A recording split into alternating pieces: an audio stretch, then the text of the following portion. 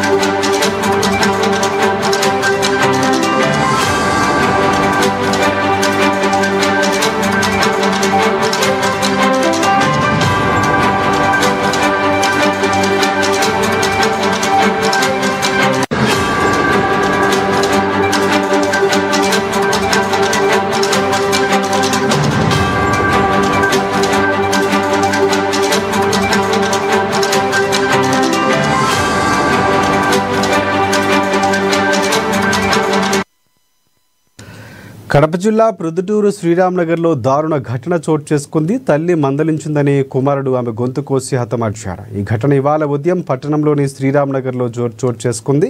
వంటింట్లో ఉండగా తల్లి లక్ష్మీదేవితో కుమారుడు యశ్వంత్ రెడ్డి గొడవ పడ్డాడు. ఈ క్రమంలో తీవ్ర ఆగ్రహానికి గురై కత్తితో ఆమె గొంతు కోశాడు కొడుకు. రక్తపు మడుగులో ఉన్న తల్లిని ఈడ్చుకుంటూ వెళ్లి ఇంటి బయట వేశాడు ఆ కొడుకు. తల్లి హత్య సమయంలో తండ్రిని గదిలో యశ్వంత్ బంధించాడు. మృతురాలు లక్ష్మీదేవి ఈశ్వర్రెడ్డి నగరంలోని ప్రభుత్వ పాఠశాలలో ఉపాధ్యాయురాలుగా పనిచేస్తున్నారు. నిందితుడు యశ్వంత్ బీటెక్ పూర్తి చేసి ఉద్యోగ అన్వేషణలో ఉన్నాడు. పోలీసులు సంఘటనా స్థలానికి చేరుకొని పరిశీలించారు. ఇక యశ్వంత్ మానసిక స్థితి సరిగా లేదని పోలీసులు చెబుతున్నారు.